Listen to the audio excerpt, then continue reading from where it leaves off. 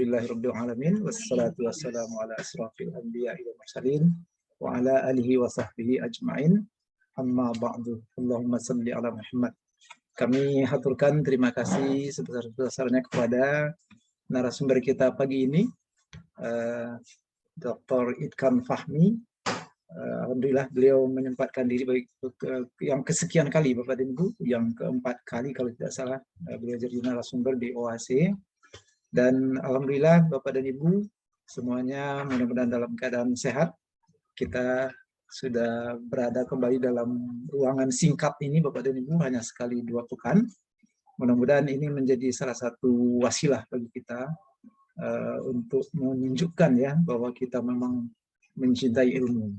Walaupun hanya sekali 2 pekan. Tetapi tentu saja Bapak dan Ibu di kediaman masing-masing mempunyai agenda yang jauh lebih padat untuk mencintai ilmu ini.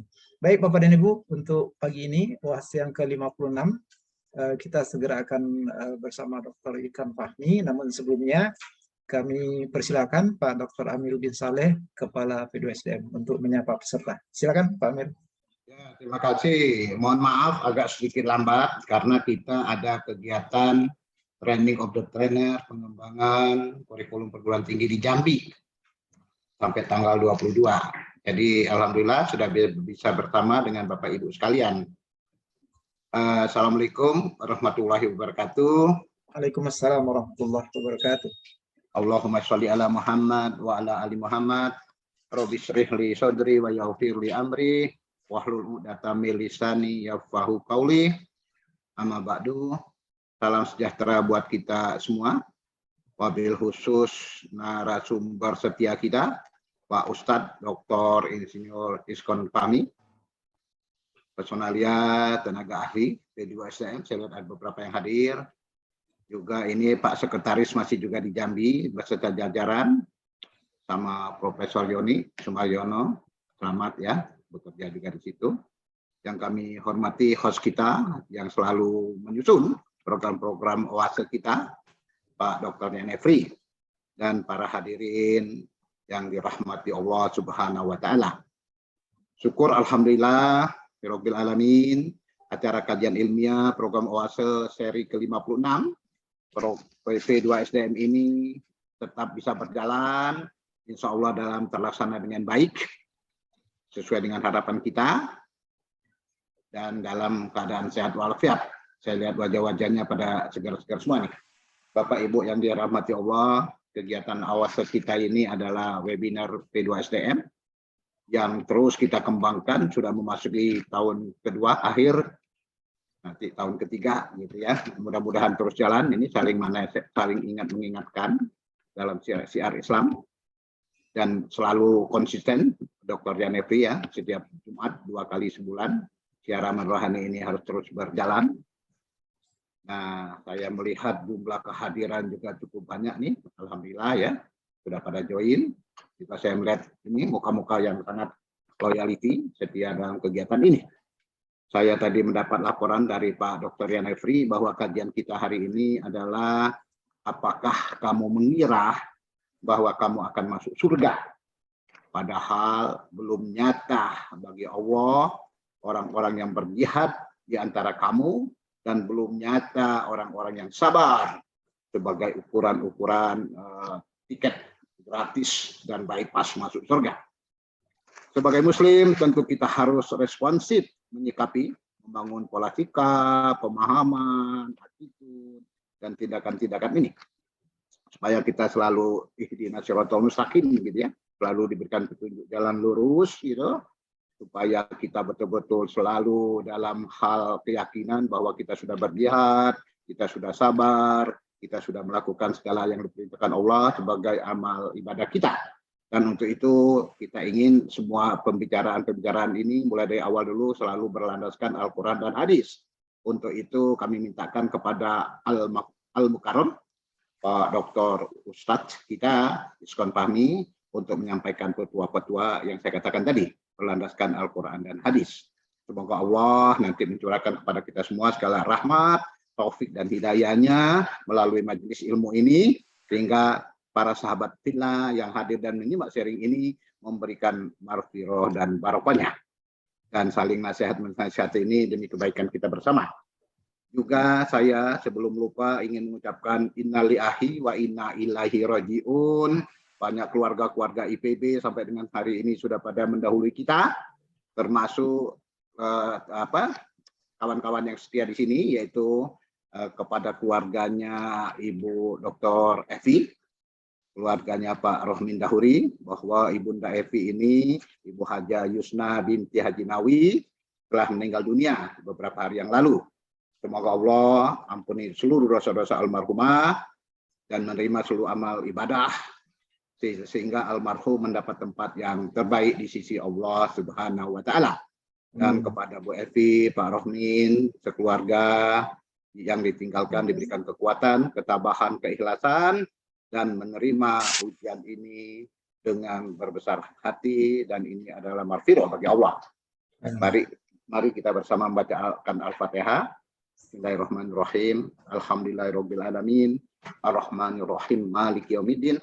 Iyyaka na'budu wa iyyaka nasta'in. Ihdinas siratal mustaqim. Siratal ladzina an'amta 'alaihim ghairil maghdubi 'alaihim waladdallin. Amin amin ya Allah ya rabbal alamin. Hadirin yang dirahmati Allah, izinkanlah di akhir sambutan ini dari hati yang dalam dan memohon dengan tulus ikhlas kepada para sahabat kita, bila kita ada salah, baik lisan yang tidak berkenan, janji yang terabaikan, hati yang bersangka buruk, dan sikap yang menyakiti teman-teman sahabat kita ini, kami mohon dimaafkan. Atas perhatian kerjasama, partisipasi aktif teman-teman semua yang selalu setia dengan oase program ini, kami ucapkan sekali lagi ribuan terima kasih. Billahi taufik wal hidayah. Wassalamualaikum warahmatullahi wabarakatuh. Waalaikumsalam warahmatullahi wabarakatuh. Terima kasih Pak Amir bin Saleh yang sudah menyampaikan banyak hal untuk kita semuanya, dan kami haturkan sekali lagi terima kasih teman-teman dari berbagai daerah hari ini konsisten hadir dari berbagai daerah di Indonesia, teman-teman dari Purwokerto sampai ke daerah timur ya, sampai ke daerah Sulawesi, dan juga teman-teman yang di Sumatera. Hatur nuhun pisan nih, terima kasih sekali Bapak dan Ibu seluruh mitra P2SDM IPB di berbagai perguruan tinggi dan juga masyarakat dan pemerintah daerah dan binaan kita dari berbagai desa.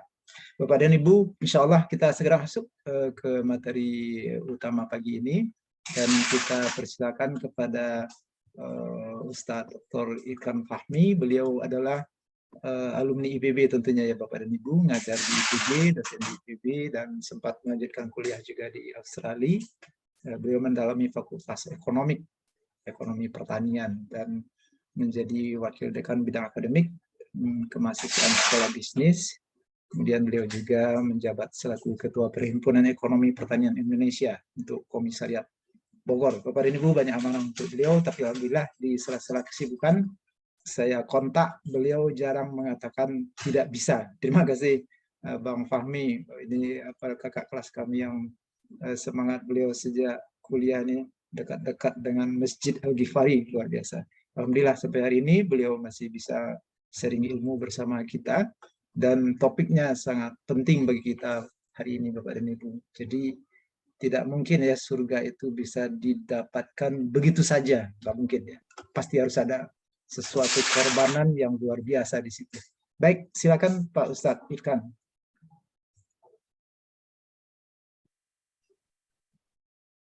Assalamualaikum warahmatullahi wabarakatuh. Waalaikumsalam warahmatullahi wabarakatuh. Alhamdulillah wa syukrulillah alladzi hadana li hadza wa ma kunna linahtadiya laula an hadana Allah. Asyhadu an la ilaha illallah wahdahu la syarika lah wa asyhadu anna Muhammadan abduhu wa rasuluhu la nabiyya ba'da. Allahumma shalli wa sallim wa barik ala sayyidina Muhammad wa ala alihi wa sahbihi wa mawala wa man tabi'ahum bi ihsan ila yaumil qiyamah, amma ba'd. Bang Amir, Bang Yan Mevri, Bang Yan, apa kabar? Mudah-mudahan baik semuanya. Dan teman-teman sekalian, jamaah Oase yang sudah masuk ke seri 56, luar biasa.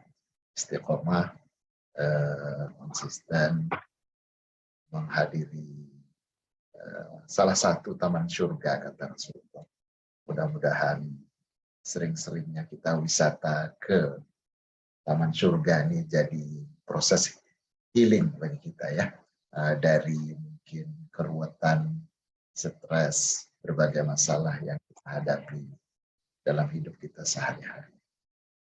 Dan seperti dikatakan oleh Bang Yan tadi, topiknya sangat penting, merupakan salah satu taujih Rabbani istilahnya, pesan dan arahan dari Allah langsung, yang ayatnya sendiri sudah kalau bahasa Inggris itu speaks for itself, jadi udah jelas sebenarnya, tapi mungkin bagus kalau kita perdalam untuk semakin menghunjamkan ayat tersebut, arahan tersebut, perintah tersebut ke dalam hati kita, dan mudah-mudahan dengan demikian semakin terrefleksi nanti dalam aktivitas dan perilaku kita sehari-hari.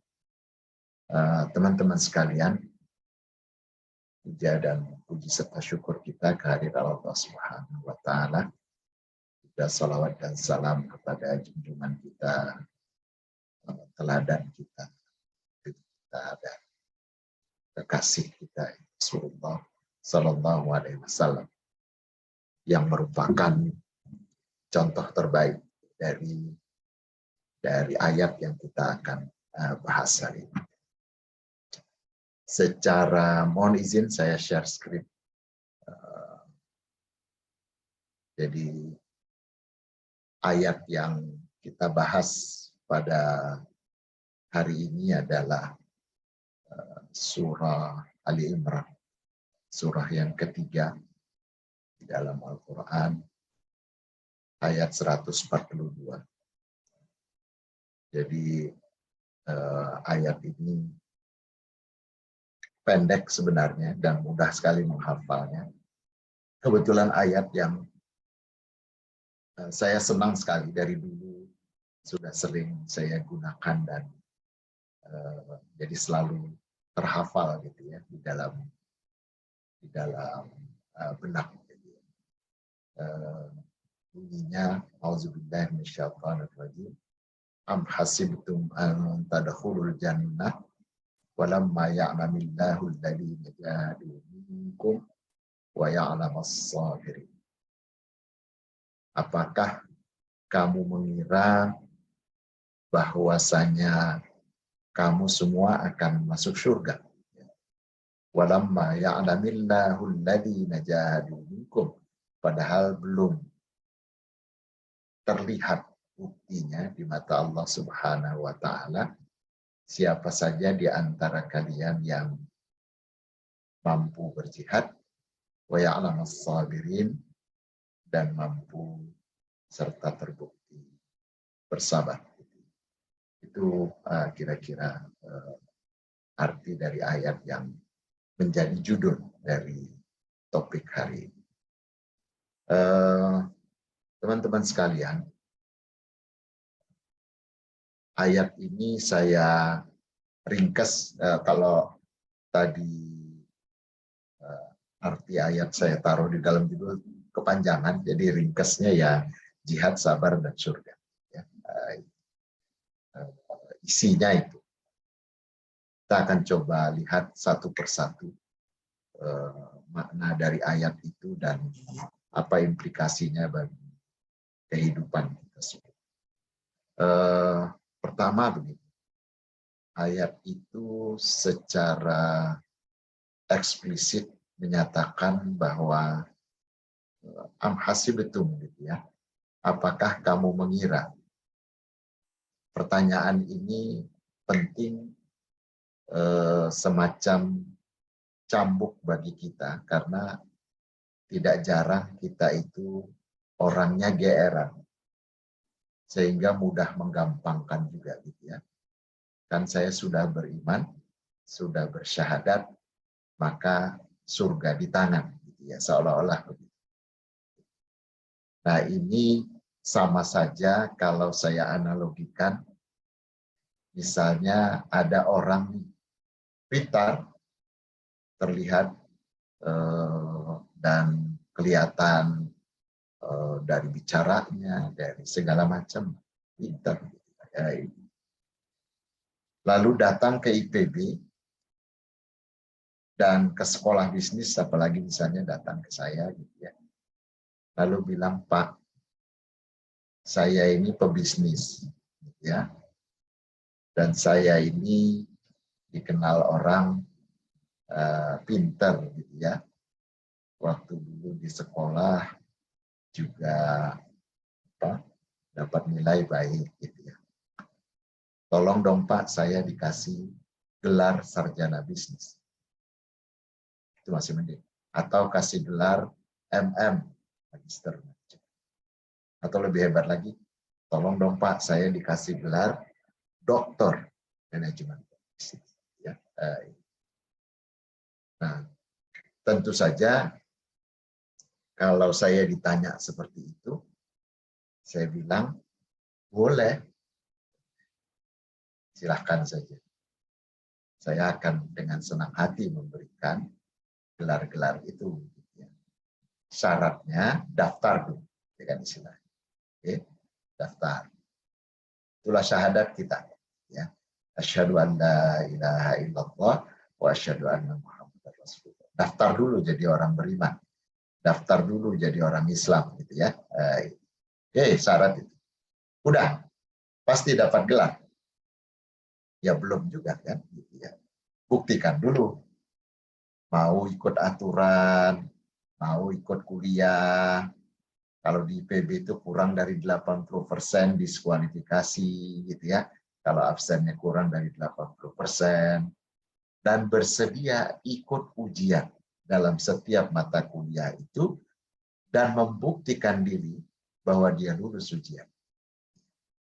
Baru nanti pada waktunya setelah semua persyaratan selesai, dapatlah gelar itu. Dapat gelar itu. Nah, sama saja nih. Kalau semua kita ditanya, mau masuk surga? Ya mau. Udah pasti, bahkan tujuan kita, kampung kita yang hakiki kan di sana, gitu ya. Tapi kan nggak bisa bilang kayak tadi. Ada orang datang ke saya, Pak, kasih dong saya doktor. Saya magister atau saya penuhi dulu syaratnya. Buktikan dulu bahwa kamu layak memang untuk mendapatkan. Ya, tapi saya orang semua juga udah tahu saya ini pinter. Tapi nggak daftar, ya nggak bisa. Daftar tapi nggak mau ikut kuliah, nggak bisa. Ikut kuliah tapi ujiannya nggak mau ikut, nggak bisa. Atau ikut ujian tapi ngisinya asal-asalan sehingga nilainya jelek, nggak bisa. Walaupun orang tahu kamu pinter, tapi nggak mempersiapkan diri dengan baik, nggak mengisi ujian dengan baik, atau menjawab dengan salah, nggak bisa. Jadi kita jangan GR. Walaupun kita merasa pinter, tadi merasa orang juga mengakui bahwa kita pinter. Lalu kalau kita minta gelar dokter, dapat. Kita bisa. Buktikan. Bukan Allah nggak tahu bahwa keimanan kita seperti apa, ketakwaan kita seperti apa. Nggak begitu. Ini adalah problemnya membutuhkan bukti. Gitu ya. Jadi Allah ingin lihat yang ada di dalam, di mulut kita, di hati kita tadi itu, terbukti enggak? Jangan-jangan tadi itu. Jangan-jangan orang munafik itu luar biasa kalau udah bicara keimanan. Bahkan istilahnya, ya, kalau dari segi perbuatannya pun, gitu ya, sholatnya di belakang Nabi. Ya, orang Abdullah bin Ubay. Ya, tapi tidak menjamin bahwa dia seorang yang beriman, hatinya yang enggak. Mulutnya jelas beriman, perilakunya kelihatan, gitu ya, menunjukkan diri, gitu ya, bahwa dia seolah-olah beriman, tapi hatinya. Jadi Allah ingin bukti. Allah ingin bukti.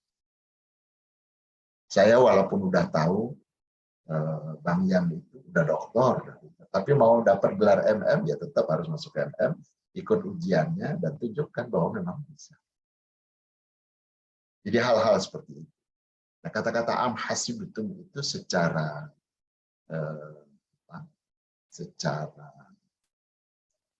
gaya bahasa itu pertama menuntut gitu ya kepada kita untuk jangan GR, ya. Jangan merasa bahwa surga itu apakah kamu mengira? Kalau bahasa Bang Jan tadi gampang istilah. Soalnya bukan apa-apa. Tadkhulul jannah itu, surga itu merupakan sesuatu yang luar biasa. Nah, untuk lebih memahami ini, saya jelaskan konteksnya ya, secara ringkas. Jadi konteks ayat ini kan turun untuk bicara terkait dengan perang Uhud. Jadi waktu perang Badar kan terbatas ya, orangnya sedikit lalu, tetapi menang dalam peperangan itu. Orang yang sekitar 300 bisa mengalahkan 1000-an orang. Jadi luar biasa ini.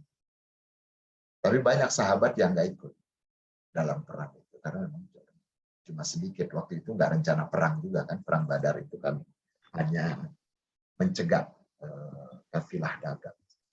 Tapi di tengah jalan lalu Allah perintahkan untuk perang. Nah, lalu berikutnya ada perang Uhud. Perang Uhud ini dikenal sebagai perang di mana luar biasa banyak sahabat yang syahid, termasuk pamannya Rasulullah, Abbas bin Abdul Muthalib. Penghulunya para syahid itu meninggalnya pada saat perang Uhud. Dan di sini pasukan Islam sempat kocar-kacir, ya, porak-poranda, dan istilahnya kalah. Nah, perang yang dianggap luar biasa. Nah, untuk ke perang Uhud itu, sebelum itu banyak sekali yang sahabat bilang, pokoknya kami kalau disuruh perang berangkat, gitu kan istilahnya. Pokoknya kalau disuruh jihad kami jalan, gitu kan istilahnya. Tapi pada saat disuruh perang Uhud ini, panggil untuk perang Uhud, ternyata banyak yang mundur, bahkan berbalik, gitu ya istilahnya, karena dikomporin dan digodain oleh orang-orang munafik. Orang-orang munafik ini pura-pura ikut dulu, tengah jalan lalu digodain, sepertiga pasukan itu pulang ya ke Madinah, tidak jadi ikut perang. Nah, ini artinya apa? Orang yang seolah-olah pada waktu belum ada perangnya, itu mulutnya gampang sekali mengatakan bahwa kalau ada perang lagi, setelah perang Badar ini, kami akan ikut. Siap kami untuk mengorbankan harta dan nyawa. Nah, pada saat perangnya terjadi, maka ternyata tidak sanggup, ya, istilahnya mundur secara teratur. Nah, ini menunjukkan bahwa tidak selalu mulut itu bilang iya, tapi ternyata pada saat sudah dihadapkan pada kenyataannya untuk membuktikan, itu tidak semua mampu mewujudkan atau merealisasikan apa yang diungkapkan.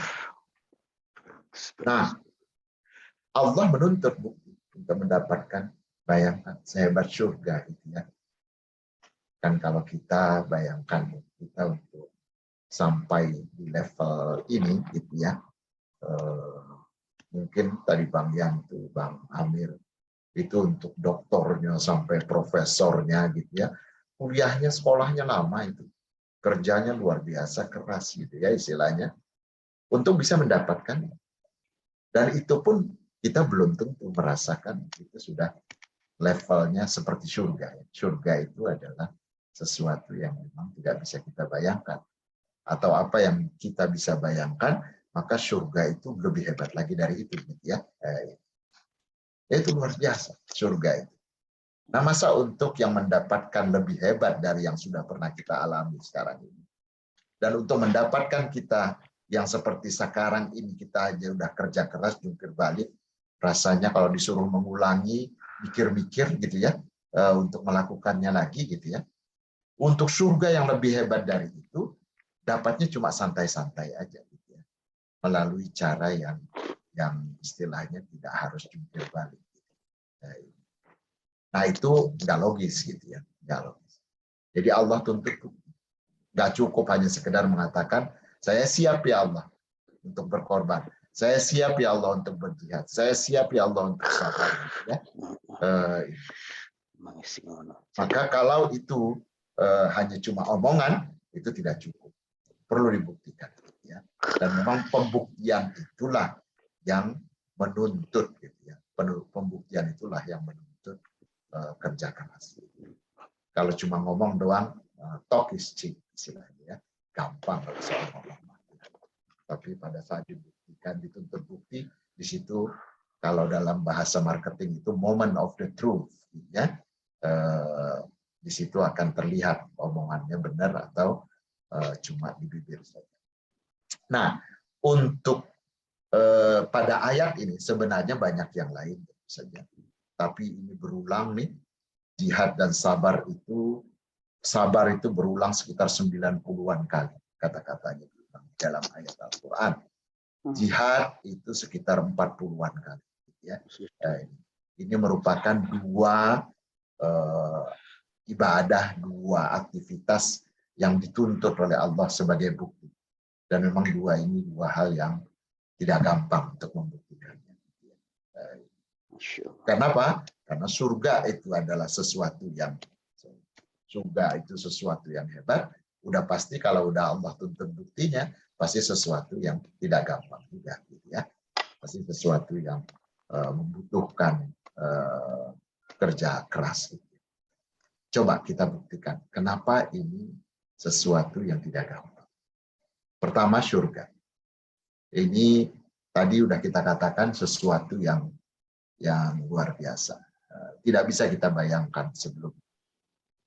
Dan kita selalu siap bekerja keras biasanya untuk dapat ini. Ya. Motivasinya itu. Dan selalu kan kita kalau habis bulan Ramadan itu minal aidin wal faizin, gitu ya, semoga menjadi orang yang sukses, seorang yang kembali dan sukses, gitu ya. Nah, sukses di dalam Islam, faizin itu definisinya di sini. Definisinya adalah yang disebut sukses itu di dalam Islam adalah terbebas dari neraka, wa zuhziha 'anil nar wa udkhilal jannah. Faqad faz. Faqad faz. Faz itu kalau orangnya faiz. Kalau orangnya banyak faizi, ya, istilah. Minal aidin faizi. Orang yang sukses itu adalah orang yang dijauhkan dari neraka dan dimasukkan ke dalam surga. Ya, sementara dunia ini, kalau kita sukses banget di dunia, dapat semuanya yang kita inginkan di dunia ini, diingatkan oleh Allah, wa mal hayatud dunya illa mata'ul. Sehebat apapun, maka itu adalah kesenangan yang menipu, kesenangan yang memperdaya, gitu ya istilahnya. Ada sempat saya dapat video singkat sekali viral, dia sederhana sekali mengembangkan. Kalau engkau cari dunia, nggak akan dapat. Kalaupun dapat, nggak akan banyak. Kalaupun banyak, nggak akan puas. Kalaupun puas, nggak akan kekal, gitu kan istilahnya. Jadi menipu. Tapi kalau kalian cari akhirat, pasti dapat. Udah dapat, banyak pula, gitu ya. Udah banyak, puas pula. Udah puas, kekal tadi. Nah itu yang istilahnya orientasinya itu harus yang kita cari di akhirat. Dunia ini adalah mazra'ah. Dunia ini adalah tempat kita bercocok tanam. Memanennya nanti adalah di akhirat itu. Jadi kalau kita merasa sudah panen di dunia, hati-hati. Jangan-jangan kita sedang dalam kondisi tertipu. Jadi ini tempat mudik kita yang sejati. Jangan betah di dunia ini, lalu kita tertipu. Oke, itu mengenai surga. Ini dalam surah Ali Imran ayat 185. Ya. Setiap kita sehebat-hebatnya, sesukses-suksesnya, pasti akan ditemui oleh kematian. Gitu ya. Selesai itu semuanya. Nggak akan kekal. Dan setelah kematian masuk periode kehidupan kita yang sebenarnya, prosesnya. Ya. Jangan sampai kita tertipu hanya untuk mengamankan kehidupan kita di dunia tadi yang al-ghurur disebutnya, mata al-ghurur ya, kesenangan yang memperdaya tadi itu. Lalu setelah itu kita menderita. Ya, mulai dari alam kubur, nanti dibangkitkan, di alam mahsyar, ditimbang, akhirnya masuk neraka. Bukan zuhzi'a 'anil nar wa udkhilal jannah gitu ya. Mungkin masuk surga juga, tapi lewat neraka, nggak sukses, gitu kan istilahnya. Apalagi kalau masuk neraka, kekal selama-lamanya, nggak masuk juga ke dalam surga, itu lebih parah lagi. Ya, orang-orang kafir, orang-orang munafik, orang-orang yang memang tidak ingin patuh kepada Allah Subhanahu Wa Taala. Yang betul-betul sukses hanya satu, yaitu masuk surga, nggak pakai lewat neraka, gitu kan istilahnya. Hanya itu. Nah, maka jangan terperdaya dengan kehidupan dunia kita itu harus dalam rangka mencapai itu. Dalam rangka mencapai. Yang lain nggak penting. Yang lain itu ya kalau dapat bonus, kalau enggak yaitu istilahnya nggak apa-apa. Sementara kok. Setelah itu kita mati nggak lama. Paling berapa umat Rasulullah katanya sekitar 60-70 tahun saja. Dan itu dalam waktunya Allah tidak lebih dari 2 jam. Karena waktunya Allah itu satu harinya Allah sama dengan 1000 tahunnya kita. Jadi kalau kita hidup 100 tahun saja, ya 10 hari. 10 hari artinya 2,4 jam. Ya, 2,4 jam. Jadi nggak lama-lama hidup di dunia ini. Oleh karena itu, kalau kebetulan gitu ya, sukses, jangan petantang-petantang. Nggak lama itu. Sebaliknya juga, kalau kebetulan diuji oleh Allah dengan tidak sukses, susah banget hidupnya, habis selesai satu masalah muncul masalah baru. Jangan juga putus asa karena itu juga nggak akan lama, nggak akan kekal, ya, akan berlalu insya Allah. Oke, itu yang pertama yang kita mau tuju. Nah, lalu caranya gimana? Kita harus buktikan dengan 2 hal. Yang pertama sabar. Sabar ini itu adalah kalau bahasanya ya disebut kemampuan seseorang dalam menahan dan mengendalikan. Ya, tapi akan lebih mudah memahaminya kalau langsung saja kita lihat jenisnya. Sabar yang sering kali kita paham itu yang pertama, yaitu menerima ketentuan Allah, khususnya yang tidak disenangi oleh hawa nafsu. Ya. Kena pandemi sekarang, di PHK, orang-orang yang tercinta dipanggil oleh Allah, harta-harta yang kita cintai hilang, dicuri orang, terbakar, dan seterusnya, dapat musibah. Pokoknya hal-hal seperti itu, lalu kita bisa menerimanya, itu disebut orang sabar. Pertama, di sini saja kadang-kadang kita sudah mulai gagal. Sudah mulai gagal, banyak yang tidak mau. Artinya, akhirnya berburuk sangka. Ya Allah, kok begini amat sih hidup saya? Gitu ya. Apa kurangnya saya sudah sholat iya, zakat iya, puasa iya, tapi kok tega misalnya gitu ya, orang-orang yang kita cintai dipanggil oleh Allah satu persatu, atau kita tadi hidupnya tidak lepas dari masalah gitu ya. Ini namanya dunia gitu ya. Dunia itu memang tempatnya masalah gitu ya. Kalau mau nggak ada masalah ya di surga. Makanya buru-buru masuk aja ke dalam surga gitu ya. Tapi jangan betah di dunia. Kalau betah di dunia ya siap-siap dengan konsekuensinya, yaitu masalah. Nah, yang kurang atau sering kali dilupakan, yang sabar itu adalah yang 2 lagi. Ternyata yang disebut dengan sabar itu tidak hanya tadi.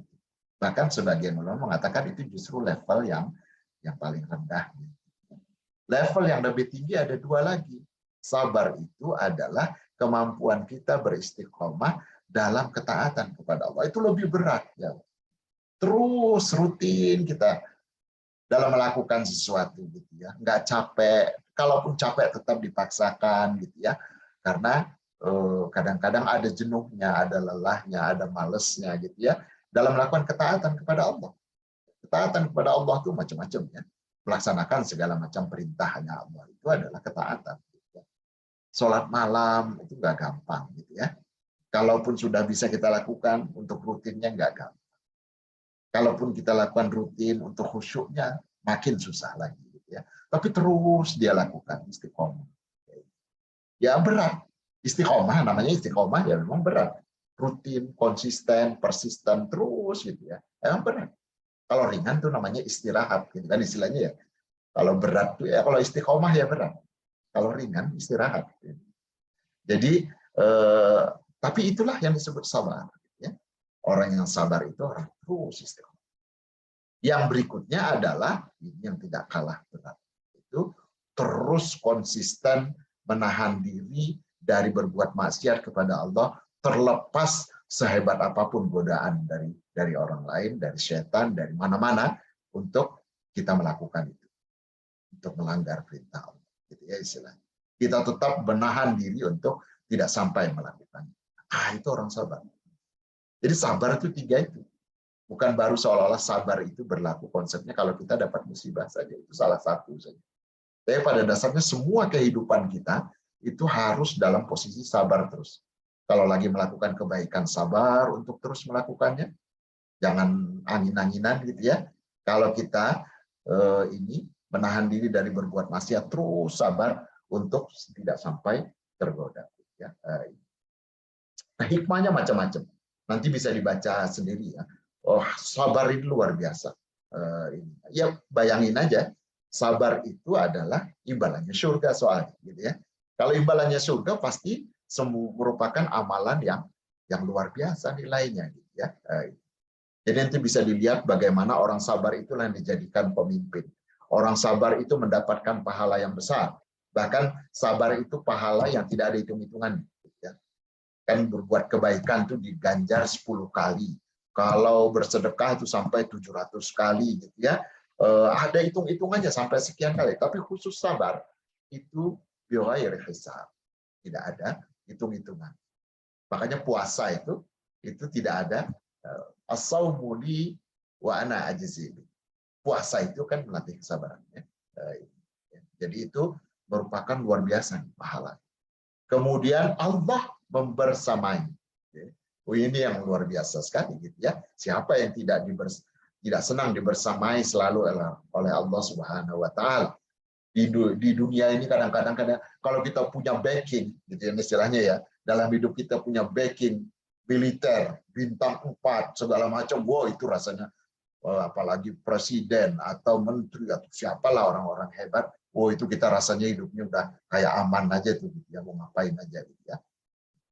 Ini bayangin backingnya langsung Allah. Ya. Innallaha ma'as sabirin. Allah itu selalu bersama orang-orang yang sabar. Ya. Jadi luar biasa. Allah itu senang sekali dengan orang yang sabar. Kemudian mendapatkan berbagai kebaikan. Nanti silakan dibaca. Ini ayat terkait dengan ayat Inna lillahi wa inna ilaihi raji'un. Jadi ini dapat berkah, dapat rahmat gitu ya. Yang dijanjikan oleh Allah kepada orang-orang yang sabar ya. Kemudian senjata. Wasta'inu bis-sabri was-shalah wa innaha lakabiratun illa 'alal khashi'in. Minta bantuan, minta tolonglah kepada Allah dengan sabar dan salat gitu ya. Jadi sabar itu suka diartikan juga sebagai puasa, dengan sabar dan puasa. Tapi sabar dalam arti esensinya tadi itu memang sangat membantu. Nah, sampai ada nih quotes atau sering muncul nih. Sabar itu ilmu tingkat tinggi, belajarnya setiap hari, latihannya setiap saat, ujiannya sering mendadak, sekolahnya seumur hidup. Jadi seumur hidup nggak lulus nih gitu. Terus saja diuji. Karena tadi ya, terus saja diuji, kadang-kadang kita capek, lelah untuk taat. Terus saja diuji dengan godaan untuk melakukan maksiat. Terus saja ada masalah, musibah dan seterusnya dihadapkan pada kita. Dan itu akan terjadi terus sampai kita meninggal. Jadi sabar itu nggak ada lulusnya, terus saja. Jadi sabar ada batasnya, nggak ada, terus saja. Karena sabar terus semakin tinggi. Yang berikutnya adalah jihad. Jihad ini memang dalam konteks ayat di dalam Al-Quran kebanyakan kalau disebut jihad itu adalah qital, perang. Tetapi jihad dalam esensi pada waktu kita nggak menghadapi perang, maka pada dasarnya kembalikan kepada esensi dari arti jihad itu. Jihad itu adalah dari jim, ha, dan dal, itu artinya bersungguh-sungguh. Bersungguh-sungguh. Mengerahkan segenap potensi diri kita untuk melakukan sesuatu. Tentu saja sesuatu kebaikan. Gitu ya. Kalau sesuatu yang buruk tentu saja jangan disebut jihad. Gitu ya. Tapi sesuatu yang baik. Dan ini merupakan aktivitas yang unik, menyeluruh, tidak dapat dipersamakan dengan aktivitas lain, sekalipun aktivitas agama. Jadi kalau kita melakukannya tanpa kerja keras, sholat rutin saja, yang penting selesai saja, itu nggak jihad namanya. Ya, nggak bisa disebut kita berjihad. Orang berjihad itu pada saat dia sholat, godaannya luar biasa nih untuk tidak khusyuk. Tapi dia fokus, pokoknya upayakan berapa lama sih, 5 menit, 10 menit. Masa nggak bisa khusyuk? Kita kalau nonton film 2 jam fokus bisa, gitu ya. Kenapa kalau untuk sholat hanya sekedar 5 menit? Nggak bisa fokus, nggak bisa khusyuk, gitu ya. Nah, itu perlu jihad setiap kita melakukan perintah Allah, gitu ya. Jadi walaupun kita mungkin tidak lagi dalam kondisi perang, maka kita di dosen, kita mungkin banyak ya diberi amanah oleh Allah untuk mengurusi tidak hanya diri sendiri, tapi mengurusi orang banyak. Maka apapun itu kita lakukan, dakwah, pendidikan, mengentaskan kemiskinan, ya, apapun itu yang kita lakukan, maka insya Allah itu menjadi ladang jihad bagi kita. Jadi tidak harus perang di medan perang yang nanti akhirnya mati syahid. Insya Allah orang pergi menuntut ilmu meninggal syahid, gitu ya. Ibu-ibu yang melahirkan mungkin istilahnya lalu meninggal syahid. Ya, jadi syahid tidak harus perang di medan perang. Tapi kalaupun kita ngotot, tapi perang yang dimaknai jihad, ya memang kita ini selalu dalam kondisi perang. Kondisi perang kita sekarang adalah tidak perang fisik seperti teman-teman saudara-saudara kita di Palestina sekarang. Konstan mereka terus berperang. Kita di sini apa? Ya, perang pemikiran. Bahkan ini kadang-kadang lebih bahaya daripada perang fisik. Perang fisik itu jelas. Fisiknya, tempatnya, kemudian senjatanya, lalu kita waktunya, gitu ya. Ini kalau perang pemikiran, kadang-kadang itu kita tahan kalau musuh itu di luar negara, di luar area, gitu. Ini kalau perang pemikiran, kita undang masuk ke kamar kita. Ada internet, ada televisi, ada macam-macam, gitu ya. Nggak ada di dalam kamar kita. Dia masuk ke dalam kamar kita menyerang kita dengan bacaan, dengan tontonan dan segala macam. Ini luar biasa, dan tanpa sadar kita akhirnya terjajah atau kalah, ya. Nah terakhir teman-teman sekalian, karena waktunya juga, maka bagaimana sabar dan jihadnya mana duluan, gitu kan istilahnya ya. Saya melihatnya sabar dan jihad ini ya istilahnya simultan. Dua ini merupakan dua yang saling terkait satu sama lain. Tidak bisa dipilah-pilah. Tidak ada satu amalan keagamaan yang tidak disertai dengan jihad kalau mau dapat kualitas yang baik, gitu ya. Ini. Jadi kalau mau beramal yang terbaik, ya harus berjihad. Jangan asal lepas kewajiban, gitu ya. Perlu bersungguh-sungguh, gitu ya. Perlu kita bagaimana menahan diri untuk tidak tergoda melakukan maksiat, gitu ya. Atau tidak khusyuk saja tadi ya, pikirannya kemana-mana, padahal cuma sebentar. Jadi untuk bersabar itu kita butuh jihad. Dan untuk bisa istiqomah berjihad butuh kesabaran. Gitu ya, istilahnya ya, kalau nggak sabar berat, gitu ya, akhirnya cepat frustrasi kita, mutung kita. Nah ini kira-kira teman-teman beberapa hal yang ringkas mungkin ya. Sebenarnya masing-masing istilah ini, masing-masing konsep ini bisa dibahas secara sangat dalam, tetapi di sini satu ayat ini menggabungkan 3 terminologi yang luar biasa, sabar, jihad, dan surga. Itu menunjukkan pertama kita udah tahu semua surga yang kita yakini, maka kalau sabar dan jihad dikaitkan dengan itu, pasti sabar dan jihad tidak gampang. No pain, no gain. Tidak ada sesuatu yang enak itu didapatkan dengan gampang-gampang. Kalau kita merasa sampai sekarang kelihatan gampang-gampang, jangan-jangan belum dapat surga. Ya, perlu kerja lebih keras. Perlu pembuktian di hadapan Allah. Karena jihad itu tidak pernah lepas dari pengorbanan. Sabar itu tidak pernah lepas dari ujian-ujian yang harus kita lulus, gitu ya, harus kita hadapi dan lulus. Dan mestinya juga tidak sekedar lulus dengan nilai gemilang. Kalau mau dapat surga, masuk tanpa halangan, nggak pakai neraka, bahkan kalau bisa masuknya itu bersama-sama orang yang soleh secepat kilat tanpa harus melalui hisab. Wallahu a'lam bishawab. Mudah-mudahan ada manfaatnya. Billahi taufiq wal hidayah. Wassalamualaikum warahmatullahi wabarakatuh. Waalaikumsalam warahmatullahi wabarakatuh.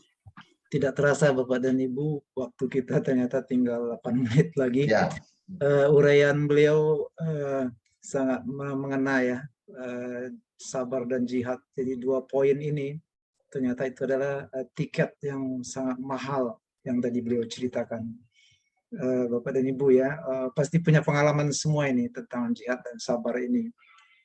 Jadi memang nilai-nilai surga itu barusan beliau sampaikan begitu mahal ya Bapak dan Ibu. Jadi tidak mungkin memang diperoleh dengan biasa-biasa saja gitu ya. Saya pernah dulu waktu SMA, jadi waktu itu Pak Ustadz, jadi ketika liburan diminta membantu kakak untuk jadi connect tukang gitu.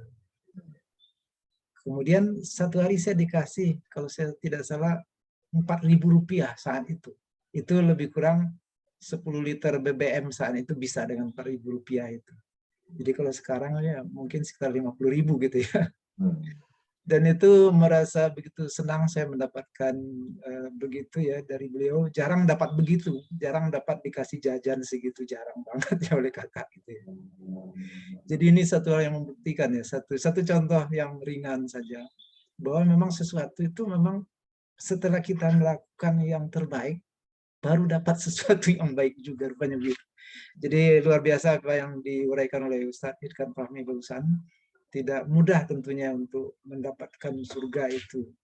Nah, Bapak dan Ibu, jika ada yang mau bertanya, silakan chat, boleh ditulis atau juga boleh raise hand.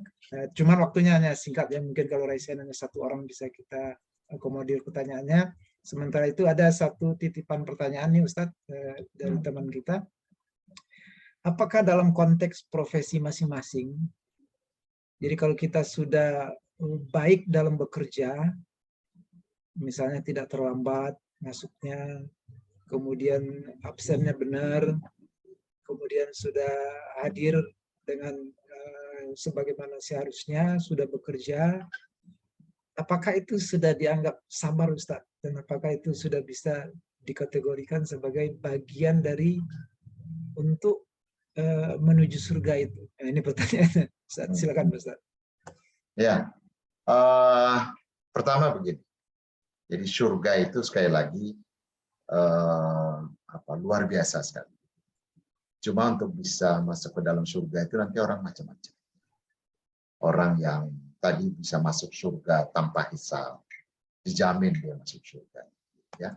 Dan masuknya pun melenggang, istilahnya gitu ya, tanpa harus repot-repot menghadapi antrian, gitu ya. Kemudian pakai deg-degan masuk apa enggak. Bahkan ada nanti yang masuk surga itu tadi pakai lewat neraka dulu, gitu ya. Jadi atau ada yang bahkan nanti tidak masuk sama sekali. Jadi pilihannya itu ada di sana. Jadi kalau tadi disebutkan bahwa kita udah melakukan ini, kira-kira itu apakah sudah cukup buat kita masuk surga? Jangan-jangan iya. Tapi masalahnya tadi yang saya katakan, pilihannya ada di kita. Apakah kita cukup sekedar masuk surganya? Tapi masuk surganya misalnya tadi pakai acara lewat neraka dulu. Pakai acara yang pakai penderitaannya di alam mahsyar itu luar biasa gitu ya.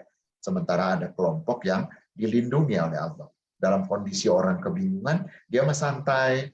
Dalam orang kepanasan, dia adem. Dalam orang kebingungan, dia tenang gitu ya. Ada orang-orang seperti itu. Nah jadi terserah pilihannya pada kita.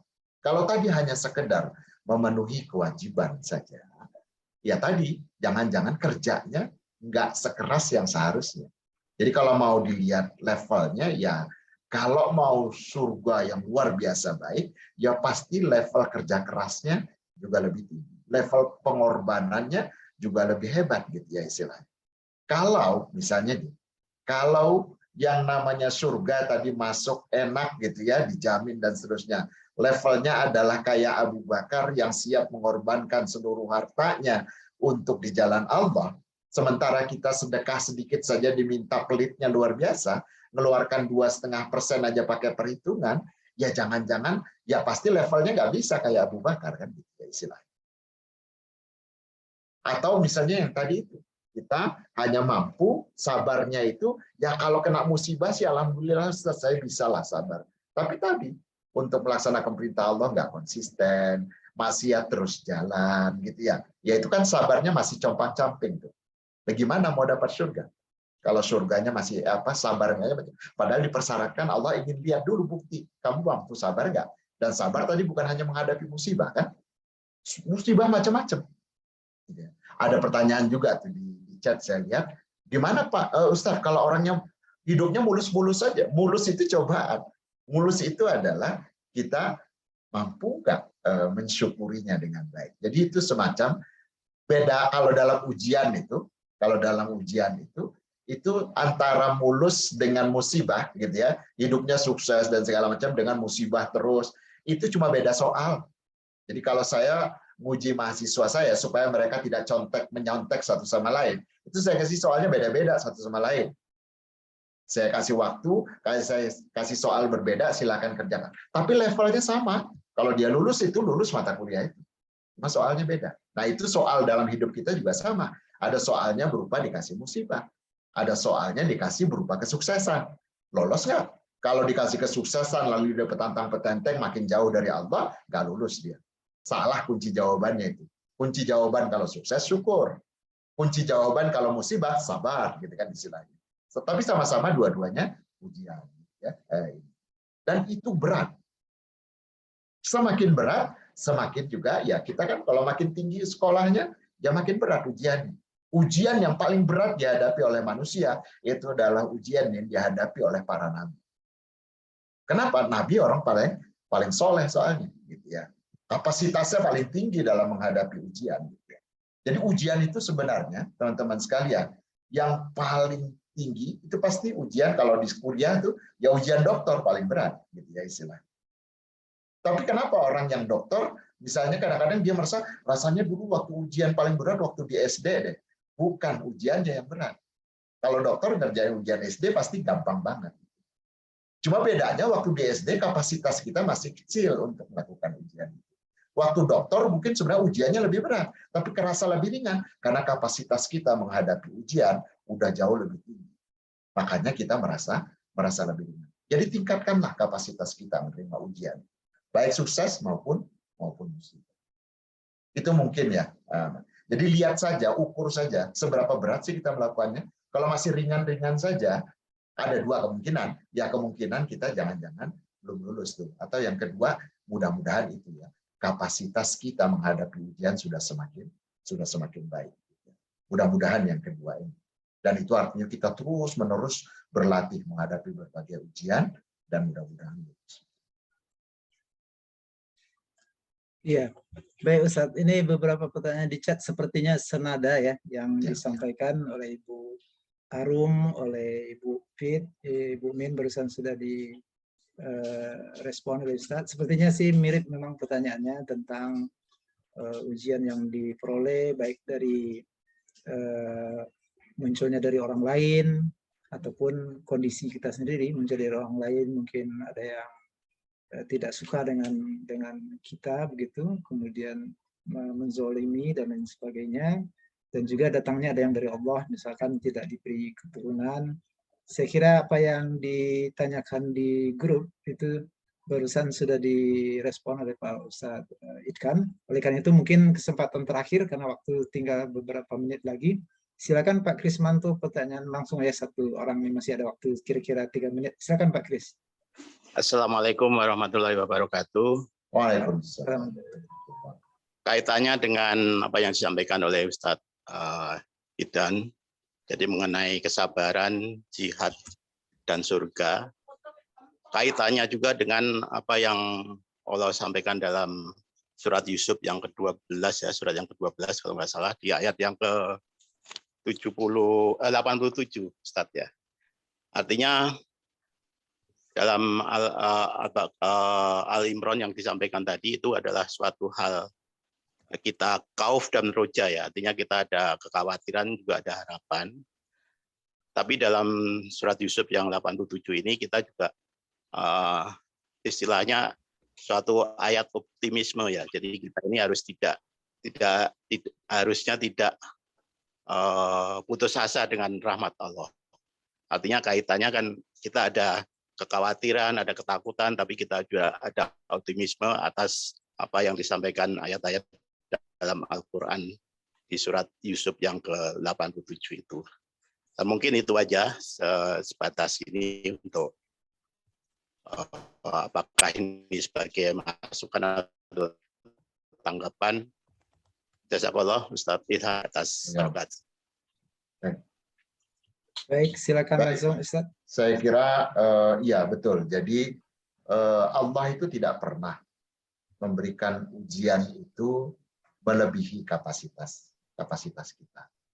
Kalau saya kebetulan dosen, kita nggak akan pernah tuh ngasih soal dokter ke anak SD atau ngasih soal dokter ke anak S1 gitu ya. Enggak, pasti ada level-levelnya gitu ya.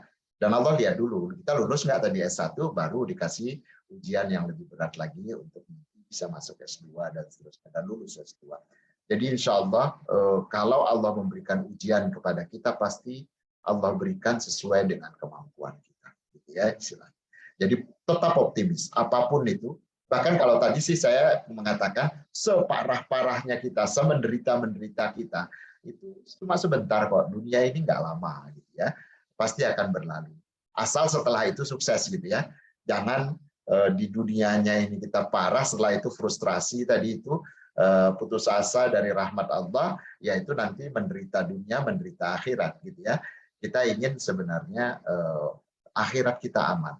Maka pada waktu ada satu yang pernah mengajarkan kepada saya, dan ini luar biasa bagi saya. Dia mengatakan, Ustadz ini mengatakan, nggak mungkin orang bisa bahagia di akhirat kalau di dunianya nggak bahagia.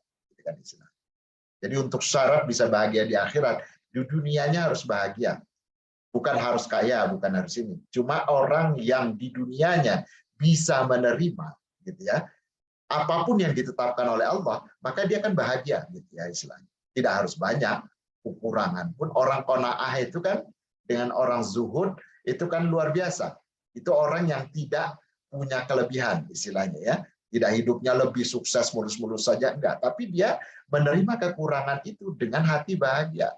Jadi istilahnya kalau zuhud itu dia mampu hidup 10 tapi dia memilih hidup cukup dengan 5, itu zuhud namanya. Kalau orang qanaah dia dikasihnya memang 5, dikasihnya memang kurang gitu ya, tapi serasa dengan hidup 5 itu dia serasa hidup seperti 10 ya, seperti level 10. Kenapa? Karena saking nerimonya, saking ikhlasnya dia dengan ketentuan Allah Subhanahu wa taala. Itu pasti yang terbaik buat dia. Daripada dikasih 10, tapi sebenarnya itu nggak bagus bagi dia. Maka dia memutuskan apa yang diberikan oleh Allah, itulah yang terbaik. Sampai kalau Ali bin Abi Thalib itu kan bilang, beliau selalu mengatakan, kalau aku berdoa, lalu Allah kabulkan, aku senang. Karena Allah mengabulkan sesuai dengan yang aku inginkan. Tapi aku lebih senang lagi kalau aku berdoa tidak dikabulkan oleh Allah. Kenapa? Karena Allah yang memilihkan apa yang terbaik buatku, Allah berikan. Jadi bukan sesuai dengan yang aku pilih. Dan istilah. Tapi Allah yang memilihkan. Pasti itu yang terbaik. Pasti itu yang lebih baik. Apapun itu bentuknya. Karena bentuknya tadi hanya sekedar soal beda aja ya. Apakah bentuknya itu sesuai dengan yang kita inginkan atau tidak sesuai. Akal kita nggak masuk, tetapi sebenarnya itulah yang bagus buat. Itu mungkin Pak Kris, saya setuju. Kita harus selalu optimis. Apa yang diberikan oleh Allah, insya Allah yang terbaik. Berprasangka baiklah selalu. Wallahu a'lam. Baik, terima kasih Ustadz. Alhamdulillah kita sudah sampai di penghujung waktu. Bapak dan Ibu lewat sedikit, lewat 3 menit dari jam 9. Oleh karena itu kita cukupkan sampai di sini, dan mohon maaf pertanyaan-pertanyaan yang belum bisa kita angkat pagi ini Bapak dan Ibu. Mudah-mudahan di lain kesempatan nanti masih ada waktu bagi kita untuk bersilaturahmi, menambah ilmu, dan insya Allah Bapak dan Ibu, dan memang tidak akan pernah kering ilmu itu ya. Bahkan 7 lautan ya dituliskan ilmu Allah itu memang tidak akan pernah bisa kita menuliskannya. Jadi oleh karena itu Bapak dan Ibu jangan menganggap bahwa ilmu itu akan sampai kepada batas maksimal, tidak akan pernah. Jadi oleh karena itu mudah-mudahan kita diberi kekuatan oleh Allah untuk tetap menyediakan waktu Bapak dan Ibu untuk menuntut ilmu, Dan adapun OAC itu hanya pembangkit semangat saja sekali dalam 2 pekan. Bapak dan Ibu, tadi luar biasa ya apa yang beliau sampaikan, dan tidak mungkin tentu kita meringkas ya, sungguh banyak pencerahan kita dapatkan. Dan ada satu tips ya tentang ujian ini ternyata ya. Jadi seorang sikap muslim itu dalam menerima ujian, dalam menerima kendala-kendala cobaan yang Allah berikan, ternyata itu menurut ulama ada 3 ternyata levelnya ya. Tadi diuraikan Ustadz juga. Yang pertama adalah kita tidak suka, tidak mau menerima, marah dalam hati ya, jengkel, bahkan ada di antaranya yang mengatakan Allah tidak adil. Ya, itu adalah seburuk-buruk sikap seorang muslim dalam menerima cobaan. Nah, yang kedua itu level yang jauh lebih baik, yaitu bersabar, menerima. Jadi sikap sabar itu menerima, kemudian mengakui bahwa itu dari Allah dan ia terima. Dan ternyata ada sikap yang lebih tinggi dari itu, sikap terbaik, yaitu bersyukur. Jadi ini level yang paling tinggi ketika seorang muslim menerima cobaan, dia bersyukur. Pernah didapat dalam satu hadis ya, bahwa ada orang anaknya diambil Allah, artinya meninggal di waktu kecil, lalu Allah bertanya kepada malaikat, apa katanya? Jadi ketika anaknya meninggal, apa katanya?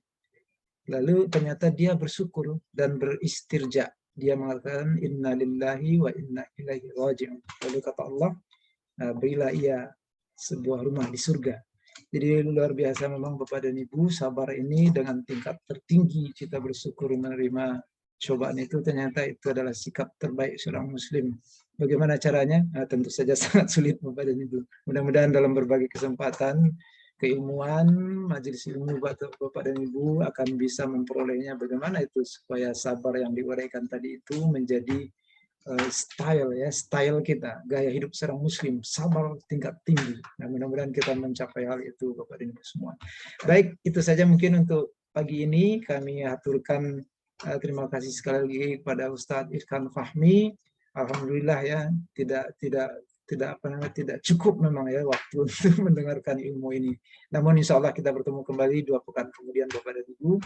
Jadi silakan save nomor yang saya taruh di chat tadi itu supaya dapat undangan secara japri pada OAC berikutnya.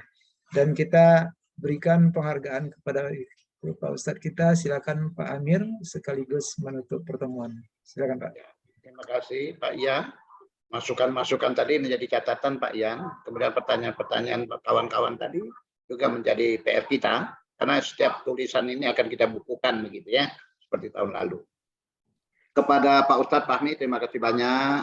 Ini kenang-kenangan dari kami, sertifikatnya Pak, mohon diterima Pak Irfan Fahmi. Oke, terima kasih ya. Sampai ketemu lagi. Waalaikumsalam. Silakan Pak Ian. Baik, terima kasih Pak Amir, dan juga kami aturkan terima kasih sebesar-besarnya kehadiran Bapak dan Ibu semuanya.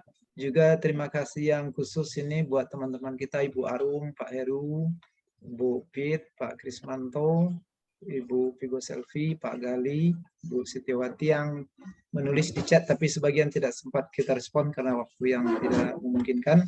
Dan sekali lagi juga untuk keluarga besar Ibu Vigo Selvi, mudah-mudahan Allah beri kesabaran ya, dan mudah-mudahan Allah berikan tempat terbaik bagi ibunda.